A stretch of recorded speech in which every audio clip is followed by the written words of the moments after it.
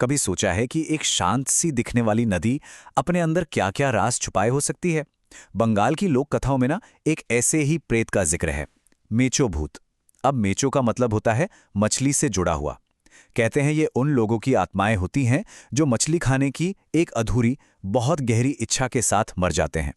तो आज हम एक ऐसे ही मेचो भूत की कहानी सुनेंगे जो एक परिवार की जिंदगी में तब दस्तक देता है जब वो एक नदी किनारे एक नए, बिल्कुल सुनसान घर में रहने के लिए पहुंचते हैं। और ये कहानी हमें एक बात बहुत साफ साफ बताती है कि कुछ जगहों के राज को ना छेड़ा जाए तो ही अच्छा है। खासकर तब जब वो जगह एक खूबसूरत नदी के किनारे बना कोई पुराना वीरान सा बंगला हो। तो चलिए कहानी में चलते हैं। शुरुआत होती है एक तूफानी रात से, और केयरटेकर, जिसका नाम है भुवन, वो कोलकाता से आए इस परिवार को उनकी पहली और शायद सबसे जरूरी चेतावनी दे रहा है। लेकिन सवाल तो यही है, क्या वो लोग उसकी बात सुनेंगे?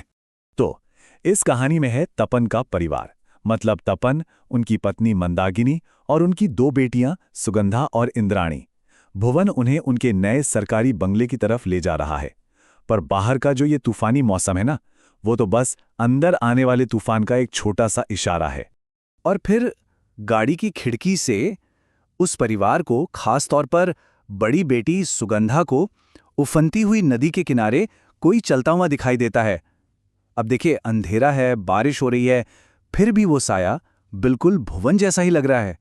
वही भुवन जो उनकी गाड़ी के आगे आगे चल रहा था। और यहीं से कहानी का अजीब मोड़ शुरू होता है। जैसे ही परिवार बंगले पर पहुंचता है, भुवन भी कुछ ही देर में वहां आ जाता है। लेकिन वो साफ साफ मना कर देता है कि वो नदी के पास था। वो कहता है, मैं तो पीछे वाले रास्ते से आया हूं। तो फिर सवाल ये है कि उन्होंने देखा किसे था? रात की वो अजीब सी बेचैनी अगली सुबह एक और गहरे डर में बदल जाती है। ऐसा तब होता है जब घर के आसपास कुछ ऐसे निशान मिलते हैं जिनका कोई मतलब ही नहीं निकल रहा था। अगली सुबह मंदाकिनी की नजर घर के दरवाजे पर पड़े कीचड़ वाले पैरों के निशानों पर पड़ती है। पर अजीब बात यह थी कि ये निशान नदी की तरफ जा नहीं रहे थे, बल्कि नदी की तरफ से सीधे घर के दरवाजे तक आ रहे थे। तो सवाल ये उठता है कि आधी रात को नदी से कौन आया था? ये किसके पैरों के निशान थे जो घर के अंदर आ रहे थे, बाहर नहीं जा रहे थे? और इस पर भुवन का जो जवाब आता है ना, वो सच में रोंगटे खड़े कर देने वाला है। वो कहता है, ये निशान किसी ऐसे जीव के हैं जिसके पैर पीछे की तरफ मुड़े हुए हों। और बस यहीं से कहानी में पहली बार किसी अलौकिक शक्ति का जिक्र सीधे सीधे होता है। वैसे भी लोक कथाओं में ऐसे उल्टे पैरों वाले प्रेतों के बारे में तो अक्सर सुना जाता है। अब भुवन की सारी चेतावनियों का मतलब धीरे धीरे समझ आने लगता है। उसका बार बार ये कहना कि नदी से दूर रहो, ये अब सिर्फ एक सलाह नहीं लग रही थी, बल्कि किसी भयानक खतरे का संकेत लग रहा था। तो अब कहानी का सारा ध्यान बड़ी बेटी सुगंधा पर आ जाता है, और उसके एक ऐसे फैसले पर जो सब कुछ बदलने वाला था। क्या था वो फैसला? नदी के पास जाना। हुआ ये कि बाजार जाते हुए भुवन की सारी चेतावनियों को नजरअंदाज करके सुगंधा की नजर नदी किनारे बैठी एक लड़की पर पड़ती है, और वो लड़की उसे इशारे से अपने पास बुला रही थी। वो लड़की मतलब बहुत ही ज्यादा खूबसूरत थी। बड़ी बड़ी काजल लगी आंखें, घनी मोटी सी चोटी, उसमें कुछ ऐसा जादू था कि सुगंधा बस उसकी सुंदरता में खो सी गई। वो लड़की सुगंधा से बड़े ही अजीब से अंदाज में पूछती है, मछली दोगी? अब इससे पहले कि सुगंधा कुछ समझ पाती, पीछे से उसकी बहन इंद्राणी उसे आवाज देती है। सुगंधा बस एक पल के लिए पलट कर देखती है, और जब वापस मुड़ती है तो वो लड़की वहां थी ही नहीं, जैसे हवा में ही गायब हो गई हो। अब सुगंधा को बाजार से लौटते लौटते देर हो जाती है। सूरज ढल चुका है, और जैसे जैसे अंधेरा गहराता है ना, घर वापस जाने का उसका वो अकेला सफर एक बुरे सपने जैसा बनने लगता है। सबसे पहली चीज, एक अजीब सी, बहुत ही तेज बदबू।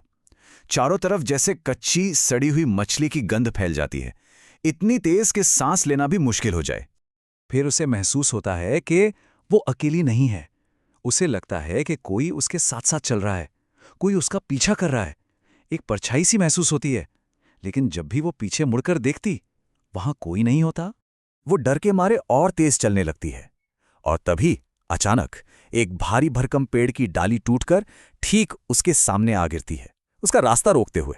और फिर इस पूरे डरावने सफर का सबसे खौफनाक पल आता है। एक ऐसी आवाज जो कहीं से नहीं आ रही थी, गुस्से में भरी हुई, और वो बस एक ही चीज मांग रही थी, मामा के मार्च थी, मतलब मुझे मछली दो। तो अब हम कहानी के बिल्कुल आखिरी हिस्से में आ गए हैं। सुगंधा किसी तरह डरी सहमी भागते भागते घर तो पहुंच जाती है, लेकिन वो ये नहीं जानती कि वो खौफनाक साया भी उसके साथ ही घर के अंदर आ चुका था। आधी रात का वक्त है। रसोई से कुछ चबाने जैसी अजीब सी आवाजें आ रही हैं और ये सुनकर माँ मंदाकिनी की नींद खुल जाती है। वो आवाज का पीछा करते हुए रसोई की तरफ जाती है और यहीं पर ये कहानी अपने सबसे भयानक मोड़ पर पहुंचती है। रसोई के अंदर का नजारा किसी भी माँ के लिए एक बुरे सपने से कम नहीं था। उनकी अपनी बेटी सुगंधा जमीन पर बैठी हुई थी और बाजार से लाई गई कच्ची मछली को नोच नोच कर खा रही थी। उसका पूरा चेहरा, उसके कपड़े सब खून और मछली के टुकड़ों से सने हुए थे। जब उसकी माँ ने उसे इस हालत में देखा तो सुगंधा ने एक ऐसी आवाज में जवाब दिया जो उसकी थी ही नहीं। वो बोली, उसने मुझे मछली खिलाई, अब मैं उसी के साथ रहूंगी। और बस कहानी हमें इन्हीं डरावने शब्दों के साथ छोड़ जाती है, सोचने पर मजबूर कर देती है कि उस रात के बाद उस परिवार का आखिर क्या हुआ होगा।